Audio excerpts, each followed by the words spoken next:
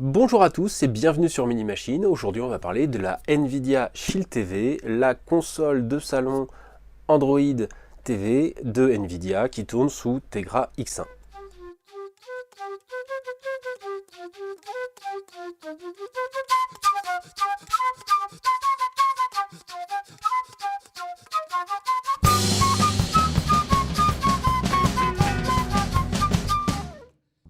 Alors ça fait au moins 10 fois que je refais cette vidéo, 10 fois que je ne sais pas par quel bout prendre cette console. En fait il y a trop de choses à en dire, c'est un vrai couteau suisse multimédia, elle a énormément de fonctions et j'arrive pas à m'en sortir. La dernière vidéo que j'ai faite durait 1 heure. Et je me suis dit que j'étais complètement fou de faire une vidéo d'1 heure. Donc je vais essayer de condenser cette vidéo, non pas avec toutes les spécifications techniques de la console, parce qu'il y en a énormément et énormément de choses à dire, mais plutôt en vous montrant, en expliquant, comme je pourrais le faire à l'oral à un ami, lui conseiller oui ou non si cette console est adaptée à son usage. Voilà, on va tout de suite faire d'abord l'état des lieux de l'engin, voir un petit peu ce qu'elle a dans le ventre. D'un point de vue taille, on commence par ça. D'un point de vue taille, c'est un objet qui est à mi-chemin entre une Apple TV et une console de salon, donc c'est quelque chose qui est relativement compact, assez fin, plutôt bien designé, avec donc un parti pris assez fort, avec des angles assez marqués, etc. Une partie métallique, le reste est en ABS, très classique a priori, il n'y a pas de grand chose d'innovant dans le design, c'est un parti pris esthétique plutôt réussi. Sur la partie arrière, on a toute la connectique, il n'y a rien d'autre sur les autres parties. On retrouve donc un évent d'aération, d'air chaud, qu'il va falloir penser à toujours libérer, hein, pas qu'il soit obstrué. Un lecteur de carte micro SD, un port micro USB, deux ports USB, un port RJ45 gigabits, un port HDMI 2.0 et le port d'alimentation de la machine. L'alimentation livrée est certifiée par Nvidia, elle est aux armes de Nvidia, a priori pas de souci de ce côté. On retrouve en façade également un tout petit point ici, une espèce de petit rectangle qui est le port infrarouge de la solution. Alors par acquis de conscience, on va quand même l'ouvrir, voir ce qu'elle a dans le ventre, hein, histoire de se dire, de voir comment elle fonctionne. Je vous déconseille de l'ouvrir, ça n'a aucun intérêt. À l'intérieur, vous ne pouvez rien faire de particulier, donc ne l'ouvrez pas, sauf si vous voulez éventuellement la dépoussiérer au bout d'un an d'utilisation, si vous sentez qu'elle s'essouffle ou si le ventilateur a pris un petit peu de poussière. Donc pour l'ouvrir, j'utilise un petit outil qui va séparer des petits ergots qu'il y a tout autour de la console. Il n'y a aucune indication d'ouverture, pas de vis, donc c'est vraiment pas un produit qui a été pensé pour être ouvert de la part de Nvidia. Donc je vous déconseille vraiment de le faire si c'est pas utile. Voilà, donc j'ai enlevé tous les petits ergots, on déclipse et on découvre deux éléments assez importants. Alors, premier élément, la base. Ça n'a l'air de rien, mais cette base est très lourde. Pourquoi? Parce qu'on a une coque qui est en ABS tout autour, mais une grosse partie en métal ici. Vous voyez ce métal-là, une matière un petit peu différente, brossée, anodisée noire, et du métal aussi à l'intérieur. Ce métal est là pour protéger la console, pour l'alourdir, mais également pour dissiper de manière naturelle la chaleur qu'elle dégage. C'est la partie qui est en contact avec le sol, et en fait ça permet d'avoir une base froide pour l'ensemble de la machine. Le reste de la console, ça ressemble vraiment à un espèce de mini portable, on reconnaît plein d'éléments tout de suite. D'abord on a le ventilo ici, qu'on va évidemment pouvoir dépoussiérer facilement avec un coup de bombe d'air sec s'il y a besoin. Un caloduc, donc le caloduc qui va transporter la chaleur émise par le processeur Tegra X1 qui est situé ici, vers des ailettes, et ces ailettes vont se charger avec cette chaleur qui va être repoussée vers l'extérieur par de l'air frais qui sera aspiré au travers. On ne l'a pas vu, mais on le voit ici, il y a une petite grille d'aération sur le dessous. Autre élément qu'on reconnaît tout de suite, c'est cet emplacement 2,5 pouces, donc où on pourrait avoir un disque dur 2,5 pouces dans la version 500 Go. Ici c'est la version 16 Go, donc il n'y a pas de disque dur, et il n'y a pas le connecteur, qui est ici normalement, qui servirait à connecter ce disque 2,5 pouces. Donc n'achetez pas la console 16 Go en vous disant je vais rajouter un disque dedans, il y a effectivement la place, mais il n'y a pas le connecteur. On a ici une nappe, un espèce de câble qui vient traverser l'engin et qui vient se connecter à la mémoire, le stockage EMCC qui est ici, les 16 Go sont là. D'autres éléments qui sont assez intéressants. On reconnaît les deux antennes patch de la solution, les deux antennes donc Wi-Fi, qui partent sous l'engin et qui ressortent ici pour se connecter directement à la carte. Et ici, c'est le petit port infrarouge qu'on a vu tout à l'heure en façade. Donc rien d'extravagant, rien de vraiment innovant. On remarque juste que tout est distribué autour du disque dur. Sur une tablette, ça serait autour de la batterie. Ici, c'est autour du disque dur.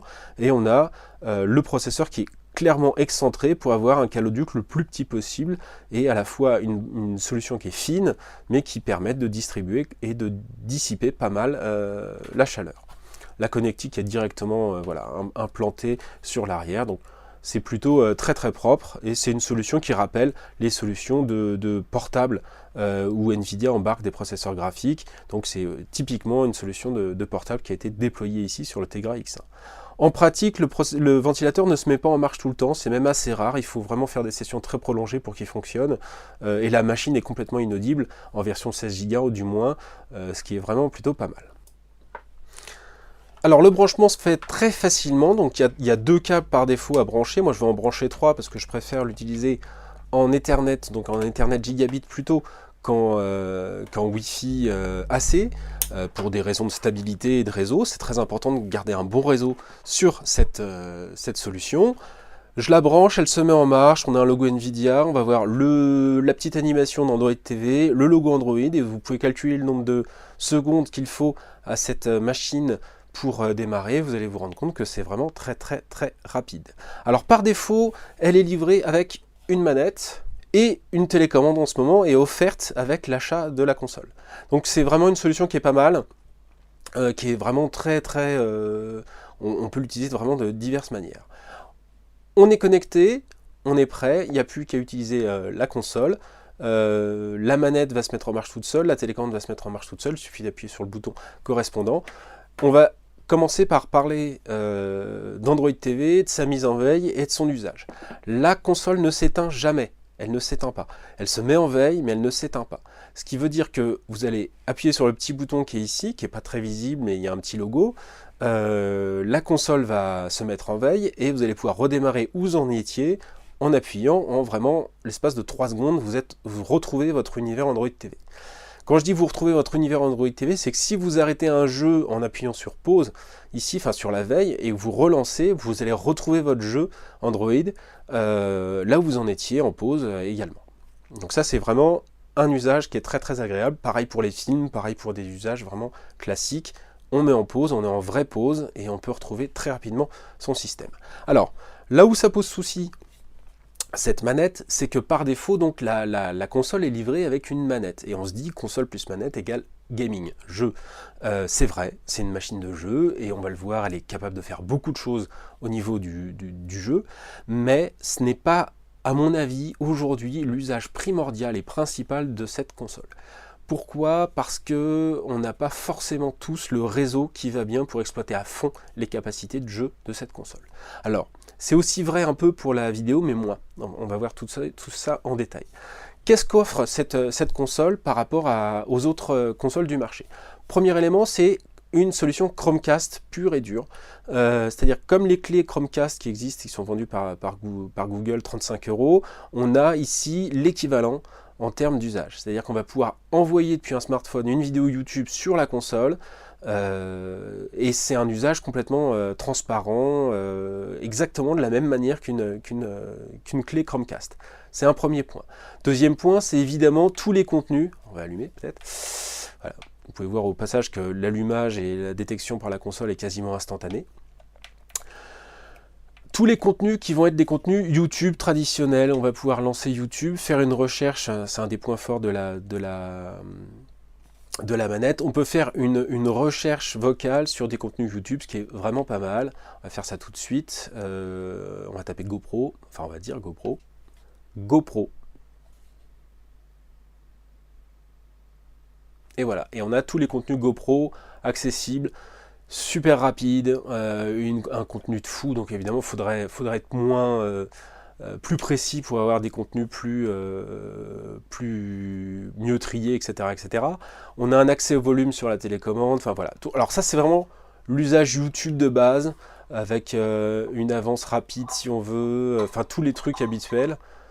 C'est vraiment le truc de base très très très très agréable sous YouTube. Alors ça c'est vraiment Voilà, vraiment l'usage basique. Autre usage important, tout ce qui va être Google Play Film. Android TV est prévu pour Google Play Film, donc là j'ai mis Gravity, qui est un film Google Play. Je peux le lancer, reprendre là où j'en étais, zéro souci, avancer. Je ne suis pas tombé sur le moment le plus fun. Faire une avance rapide, avancer dans la vidéo, etc., etc. Enfin, vraiment tous les usages basiques de Google Play Film. Et ça se mixe. Alors ça, c'est un truc aussi important à comprendre, c'est que la console sous Android TV mixe ses contenus. C'est-à-dire quand vous allez faire une recherche sur la page d'accueil d'Android TV, de la Shield, vous allez pouvoir tomber sur tous les contenus à partir de cette recherche. On va voir ça tout de suite. Je vais faire une recherche sur H de glace. H de glace. Alors, Google Play Film, tous les films sont là, tous les films H de glace. Là, il y a un mot-clé glace qui a dû apparaître. Ça, c'est des contenus qui sont faits par les mêmes créateurs que H de glace. Donc, Blue Sky, Rio et Robo. Donc, ça colle, on va dire, dans le même esprit. Et puis, les vidéos YouTube où il y a le terme H de glace qui apparaissent en dessous. Donc, je peux lancer, par exemple, les courts-métrages qui sont gratuits de Scratch, la petite mascotte d'H de glace. Tout ça va apparaître de façon transparente. Pour la console, c'est du contenu recherché, c'est du contenu transparent. Ça ne concernera pas par contre les contenus qui sont intégrés à la console. Si vous avez des films dans votre console, c'est pas comme ça que vous allez les trouver, mais tous les contenus en ligne. On peut faire des recherches un peu plus rigolotes. Jean Gabin. Google Play Film avec tous les films de Jean Gabin, et pareil, YouTube avec tous les films de Jean Gabin qui sont disponibles. Ça a l'air de rien, mais ce qui est vachement sympa, c'est que du coup, un gosse peut arriver, prendre la console, lancer un compte préparé pour lui, puisqu'on peut faire des comptes spécialisés, des comptes restreints, etc. Dire dessin animé et afficher des dessins animés. Et ce compte restreint va le limiter, il ne pourra pas lancer des jeux qui sont au-delà de 5 ans, 7 ans, tous les systèmes de protection des enfants. Donc vraiment un usage où on n'a pas besoin de savoir écrire et taper sur un clavier, on cause à sa télécommande et on lance. Alors ça c'est le côté sympa de base.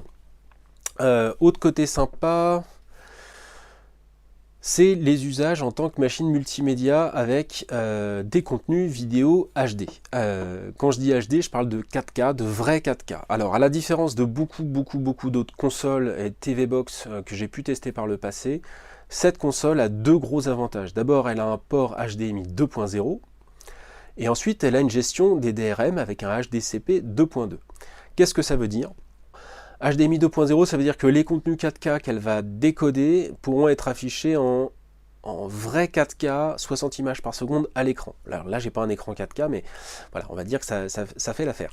Ça veut dire qu'il y a beaucoup de consoles sur le marché qui existent, qui peuvent décoder du 4K, en hardware, la puce sait le faire, mais ne peuvent pas l'afficher dans ces conditions-là.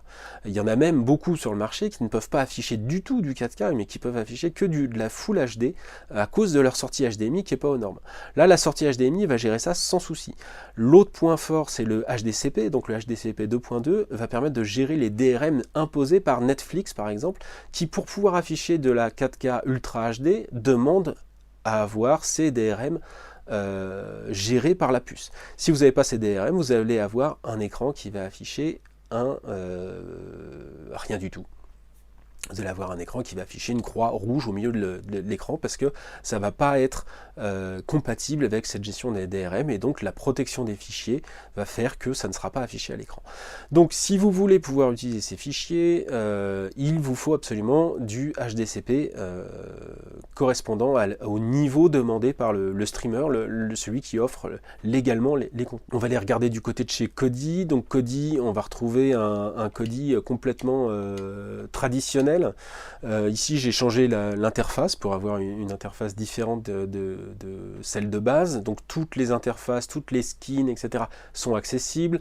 Les applications sont accessibles également. Là j'ai mis par exemple la météo, donc j'ai la météo de Paris qui est affichée. Donc c'est un vrai Kodi qui est simplement optimisé pour le Tegra X1 de la console. Qu'est-ce qu'on va aller faire avec ce Kodi? Ce qui est intéressant, c'est qu'ici, j'ai une version 16 Go. 16 Go, on se dit a priori que c'est pas beaucoup Niveau stockage, on a peut-être envie d'avoir des contenus différents. Et là, si vous avez un NAS ou une autre machine, par exemple sous Windows ou sous Linux, qui partagent des données, vous pouvez les piocher depuis la console sur ces différents appareils pour afficher des choses. Alors, on va regarder tout de suite, je ne sais pas, série télé, on va fouiller. Voilà, j'ai un PC Asus, je partage des vidéos, je vais aller voir toutes les vidéos, je vais lancer ceci.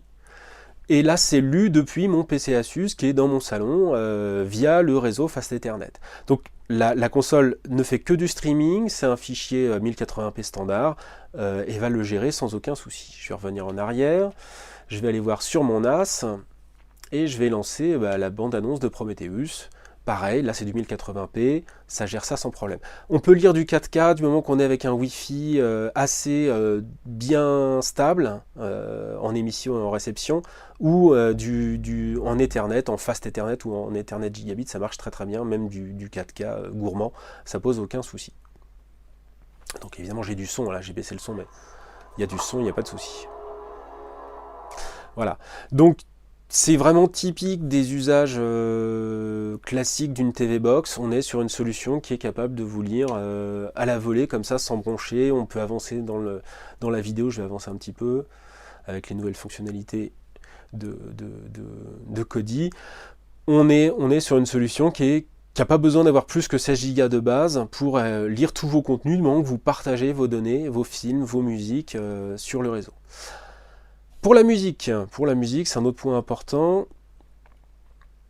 Pour la musique, on va aller voir, pareil, je crois que j'ai pas de liste de lecture pour le moment, pas de l'extension musique.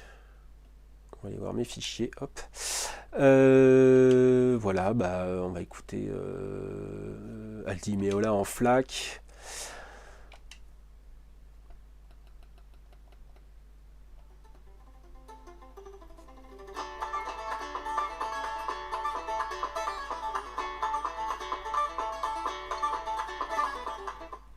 Donc là encore, parfait. La musique, j'ai plus de réserve. Là, pour une bonne raison, c'est qu'il n'y a qu'une sortie HDMI. Il n'y a pas de sortie casque, ni de sortie SPDIF, ce qui aurait été vraiment un plus pour moi sur cette console.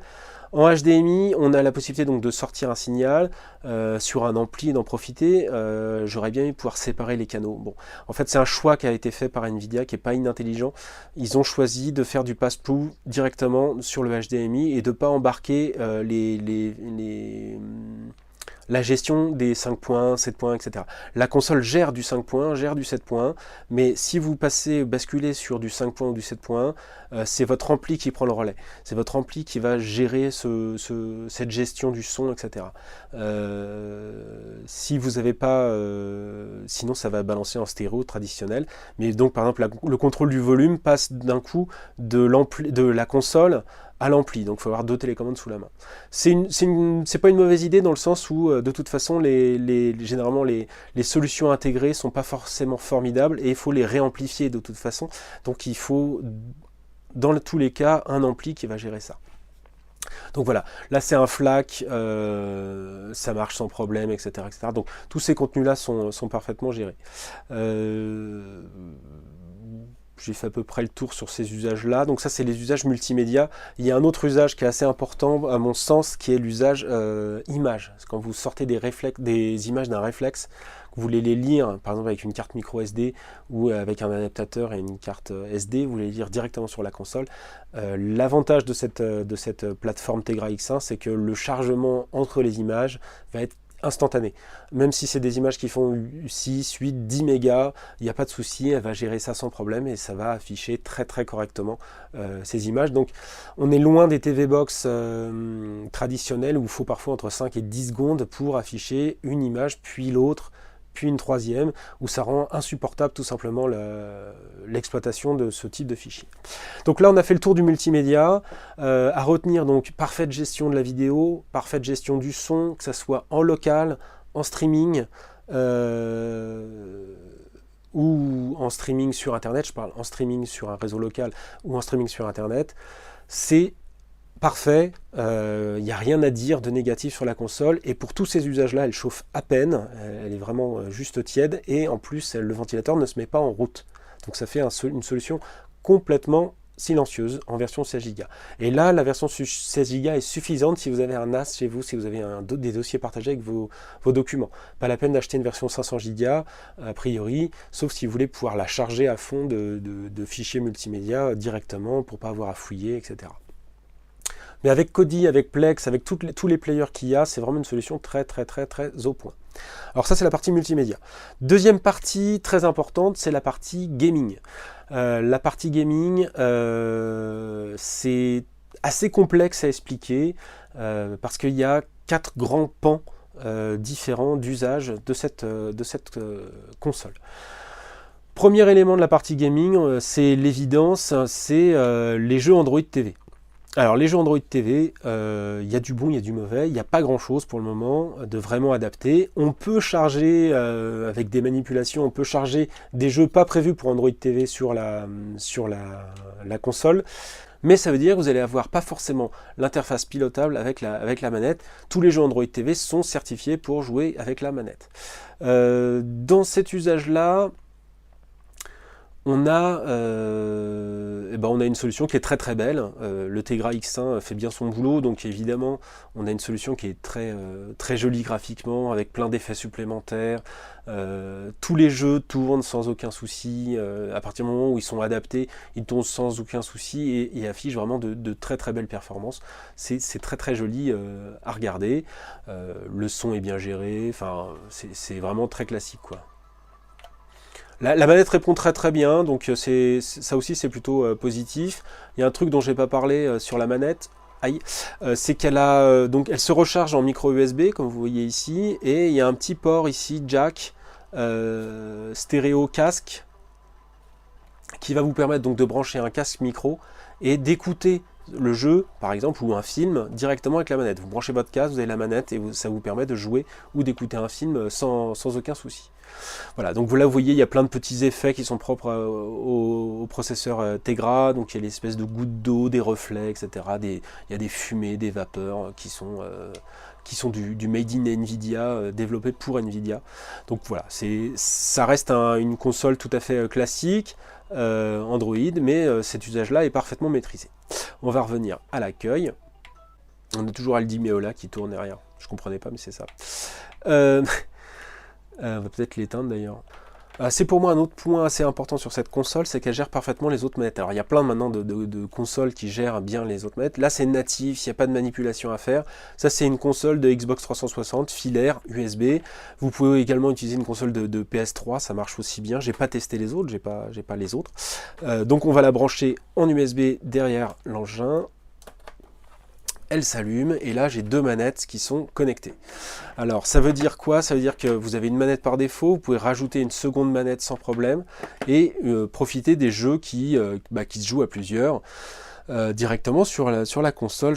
J'ai Bomb Squad qui est quand même un petit jeu sympa. Alors voilà, ça c'est vraiment typiquement l'usage classique, un petit jeu très sympa un petit jeu. On lance première manette, deuxième manette, et on peut lancer, voilà, on est à deux sur le terrain. Alors ça c'est typiquement les usages casual très sympas de la console, c'est qu'on va pouvoir lancer ce genre de jeu. Il y a plein de genres de jeux différents sur la plateforme. Ça rajoute beaucoup de fun, c'est-à-dire que c'est pas des jeux graphiquement super évolués, par contre c'est des jeux où on s'amuse vraiment beaucoup entre amis, où on se prend pas la tête, et c'est vraiment du jeu de canapé très sympathique qui fonctionne bien. Donc ça c'est le jeu Android classique qu'on connaît bien. Il y a plein d'offres, on va les regarder rapidement. Il y a plein d'offres, il y a plein de jeux. Il y a pas mal de choses, donc il suffit d'aller farfouiller pour trouver des trucs. Ça, c'est la base. Autre offre de la part de la console, c'est les Shield Games. Alors les Shield Games, c'est des jeux optimisés pour le Tegra X1.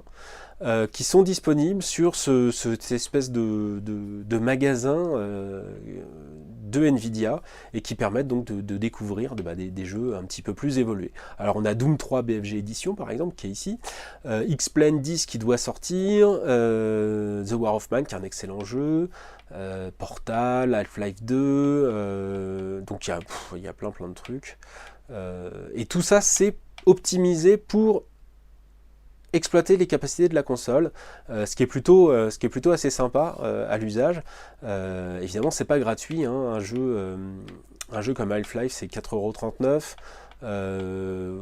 Donc voilà, c'est des usages, on va dire des jeux un petit peu évolués pour la console. C'est un autre usage de la machine, même si on reste sur du jeu Android. On va revenir en arrière. Et là, on arrive à un troisième usage qui est le GeForce Now et qui va demander un petit peu plus d'explications. Alors, le GeForce Now, c'est quoi? C'est du jeu PC sur la console, sachant que la console n'est ici qu'un instrument qui va vous permettre de recevoir une image calculée par un serveur externe. En clair, hop. Ici, j'ai une manette. Cette manette, je vais lui donner un ordre. L'ordre va être envoyé à la console va envoyer cet ordre via Internet à un serveur distant. Le serveur va calculer ce qu'implique cet ordre dans un jeu, renvoyer l'image correspondante, qui va retourner via Internet à la console et s'afficher sur votre écran. En fait, c'est la même chose que quand vous jouez avec un PC, une console, etc.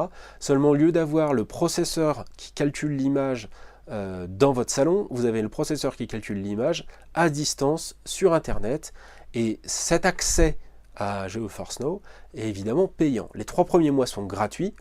Une fois que vous avez payé vos 3 premiers mois, c'est 10 € par mois, 9,99 € par mois, pour accéder à 2 choses. Alors, première chose, c'est un certain nombre de jeux qui font partie d'un pack membre et il y a énormément de trucs et qui correspondent à des jeux, on va dire, plutôt assez variés.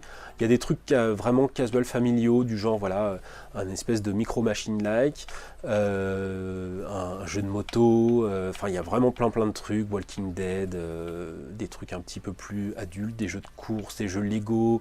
Il y a les franchises Batman qui sont là, par exemple, toutes les franchises Batman. Donc, il n'y a pas le dernier, mais il y a Arkham Asylum, Arkham City, Arkham Origins, des jeux Lego pour les plus jeunes, etc., etc. Donc voilà, il y a un peu de tout. Des titres phares comme The Witcher 3, Ultra Street Fighter 4, Train 3, enfin il y a pas mal de trucs qui fonctionnent très bien si vous avez la bonne bande passante. Voilà, là on touche du doigt le problème. Pour que ça tourne vraiment bien et que ça soit beau, il vous faut une bonne bande passante. Et typiquement, mon ADSL à moi, ça ne suffit pas. Alors là, pendant que je parle, normalement, vous allez voir des images qui vont vous montrer ce que ça donne chez moi. Ça tourne, c'est jouable, et à ma grande surprise, des titres comme Ultra Street Fighter 4, ça tourne, et pourtant c'est un jeu qui est très demandeur de réactivité, mais ça tourne. Par contre, la qualité n'est pas là. C'est-à-dire que un The Witcher 3, par exemple, c'est moche. On ne peut pas dire le contraire, c'est moche. Par rapport à la vraie version du jeu PC, c'est laid. C'est un peu haché, très pixelisé, c'est pas adapté. Pourquoi? Parce que j'ai pas la bande passante qui va bien, qui permettrait d'afficher ça de façon très belle et très fluide. Donc, est-ce que je vais déconseiller d'acheter ça quand on n'a pas un ADSL de fou ou de la fibre? Oui et non, c'est-à-dire qu'on peut quand même jouer. Est-ce qu'on va s'abonner après à 10 € par mois quand on n'a pas un truc assez solide? Peut-être. Dans ce cas-là, on va lancer un jeu quand même pour que vous puissiez vous faire une idée. On va lancer quoi? On va lancer Dirt 3, ouais. Ça va vous donner une bonne idée du temps que ça met à se charger. Là, j'ai rien de chargé sur la machine, donc tout ça, c'est le lancement et la connexion au serveur. Donc, je ne vais pas télécharger les données d'abord sur ma machine. Ça mettrait le même temps à lancer un petit jeu ou un The Witcher 3 qui fait 37 Go, je crois, à l'install. Donc, ça, c'est un côté positif aussi. Est-ce que je vais m'abonner si j'ai pas la bonne connexion? Non. Typiquement, il faut attendre que vous ayez une meilleure bande passante ou que les services se rapprochent de vous. Euh, vous avez 3 mois pour essayer le service et vous faire une idée, savoir si ça vaut le coup ou pas. Si vous avez la bonne bande passante, par contre, c'est un régal, vous avez plein de jeux qui sont disponibles. Et quand vous achetez un jeu payant, donc les jeux qui sont disponibles sur le service, vous avez également la possibilité, vous achetez vraiment la licence du jeu. Donc vous avez la possibilité de lancer le jeu sur la Tegra, la Shield TV, mais vous pouvez aussi utiliser la licence du jeu pour l'installer sur un PC traditionnel. Alors voilà, j'essaie de vous montrer un petit peu à quoi ça ressemble. Donc l'image n'est pas forcément géniale, il y a des côtés un peu baveux et pixelisés qui sont un peu dommages. Par contre la réactivité, vous pouvez constater, il n'y a rien à redire au système, ça marche vraiment très très bien. Il y a une réponse immédiate, donc j'ai pas ces moments de lag où je vais partir dans le décor, parce que quand je vais tourner, ça va pas coller à mes demandes sur la manette. C'est vraiment instantané, et ça c'est assez impressionnant. Si vous avez la fibre, alors j'ai pu le tester sur des serveurs, enfin sur des quelque part où il y avait la fibre chez un ami, et ça marche vraiment super bien. C'est assez impressionnant de voir la qualité de la réponse du système. Voilà, donc ça vous donne une petite idée du service.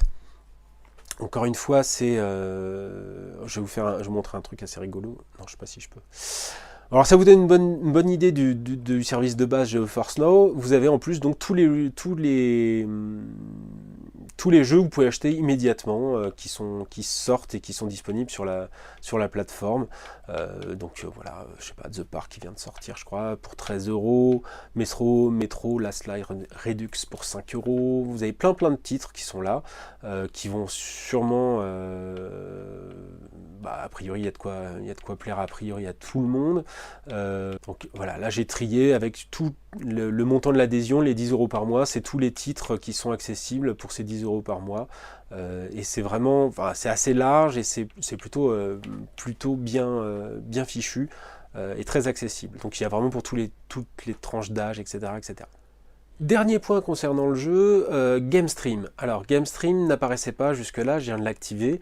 GameStream, c'est un service de streaming de jeux en local. On a vu GeForce Now. GeForce Now, c'est un service de streaming de jeux distant sur Internet. GameStream permet la même chose, de jouer à des jeux vidéo affichés uniquement par la Shield TV, non pas calculés par elle, mais en local. C'est-à-dire que vous avez un autre PC chez vous qui est connecté sur le même réseau avec une carte graphique GeForce Nvidia et un certain niveau de compétences graphiques. Et on va pouvoir, à partir de ce système, transférer le calcul des images qu'il va calculer, enfin le rendu des images qu'il va calculer, sur un grand écran via la console. Je vais lancer le service, ça sera plus parlant.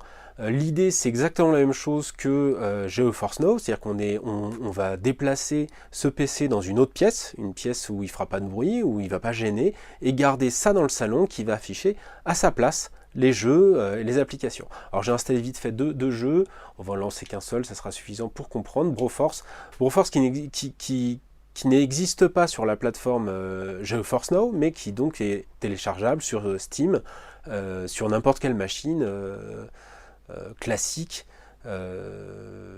sur n'importe quel PC classique. Donc ici, il est installé dans une autre pièce chez moi, et via le réseau Ethernet, je peux y jouer tout simplement comme ceci, avec ma manette. À noter que GameStream permet aussi de brancher un clavier et une souris sur la console, pour pouvoir y jouer à n'importe quel jeu comme sur un PC traditionnel. Donc voilà, j'ai lancé mon jeu et je vais pouvoir y jouer comme si j'étais devant mon PC, mais en étant dans le salon et dans une solution qui fait pas de bruit du tout. Alors il faut que je retrouve comment on se connecte, je crois que c'est ça, voilà. Et donc je vais pouvoir monter le son. Là encore, c'est du multijoueur, hein, on peut brancher plusieurs manettes, on peut jouer à 4 assez facilement sur ce jeu. Donc c'est une dimension supplémentaire pour ce jeu, dès qu'il voudra.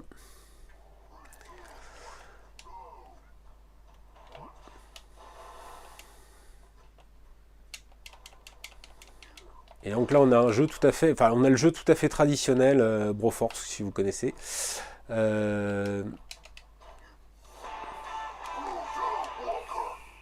Donc c'est typiquement un jeu qui n'existe pas sur Android et qui est très, comment dire, très très sympa en multijoueur, etc. Mais il y a tous les autres jeux que vous aimez habituellement et que vous allez pouvoir utiliser ici sans aucun souci avec la console, sans avoir à vous poser la question si c'est compatible ou pas Android, puisque bah, en fait vous avez la compatibilité Android, la compatibilité GameStream. Voilà, donc ça c'est le dernier aspect de jeu. Ce qui est vraiment sympa, c'est de se retrouver avec une solution qui ne fait pas de bruit du tout, hein, pas ventilé, le ventilateur n'est pas actif. Dans le salon, vous pouvez en plus brancher un casque sur la manette, et donc vous êtes dans votre salon sur un écran beaucoup plus grand que sur un écran traditionnel de PC, et vous allez jouer sans faire de bruit du tout, c'est-à-dire que le son casque, la console qui fait pas de bruit, directement sur votre grand écran sans gêner personne. Donc ça c'est GameStream, et c'est aussi un des services sympas proposés par la console. Pour conclure, c'est déjà trop long, mais pour conclure, à qui je vais conseiller cette console? Je vais d'abord conseiller cette console à des gens qui cherchent une solution super robuste pour afficher de la vidéo. Et pour afficher de la vidéo pendant longtemps. C'est-à-dire acheter une console et pas être obligé de la changer l'année prochaine parce qu'il y a un format qu'elle ne saura pas lire. A priori, cette console-là saura lire les fichiers qui vont sortir les années prochaines. Alors il y aura peut-être un nouveau fichier en 8K, je ne sais pas, qui vont apparaître sur le marché. Tout ce que j'ai pu tester marche et tourne aujourd'hui, et même des choses très très très gourmandes fonctionnent sans problème. Donc c'est vraiment cette idée d'une console multimédia qui va vous ouvrir les portes de tous ces contenus multimédia ultra HD et plus traditionnels, de la musique, de la photo, sans se poser de questions. Ça c'est vraiment le côté sympa. Deuxième usage, c'est Android TV, donc avec tous les jeux Android TV, une espèce de console de salon très familiale, assez sympathique. Les usages YouTube, streaming, Arte par exemple, avec l'application Arte qui est vraiment très bien foutue. Tous les usages, on va dire, plus classiques. Le côté Chromecast qui est aussi assez sympa. Donc ça en fait un mix assez large, un produit très large dans ses usages, avec des accessoires qui sont plutôt bien finis. En plus, en ce moment, la télécommande est offerte. Voilà, c'est d'abord un engin multimédia, et ensuite, si vous avez la bande passante, ça vaut le coup aussi de l'acheter pour tous les usages gaming, on va dire, externalisés, qui sont intéressants. Alors comment conclure avec cette console? C'est assez compliqué.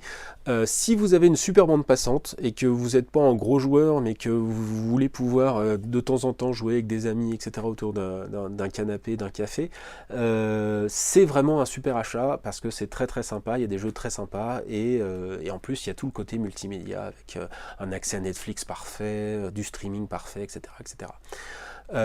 Si vous n'avez pas la bonne bande passante, ça reste une console multimédia super robuste pour tous les contenus multimédia d'aujourd'hui et des années à venir.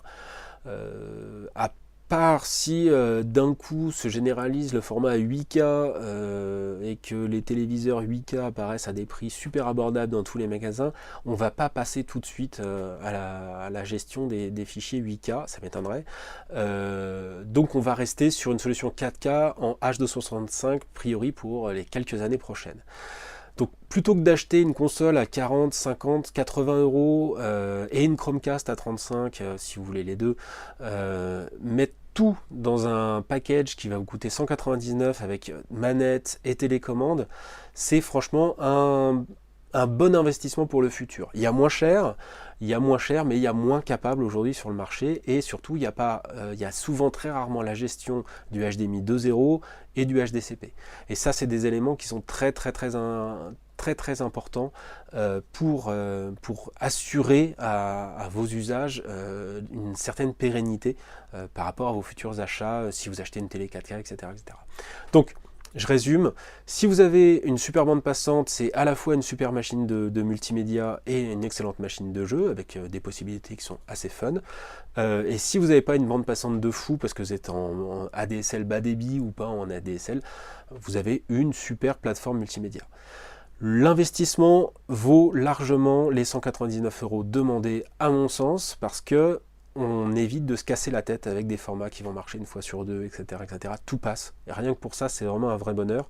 Et pour des usages annexes, où la console se débrouille vraiment très bien, notamment pour le streaming de jeux en local, etc.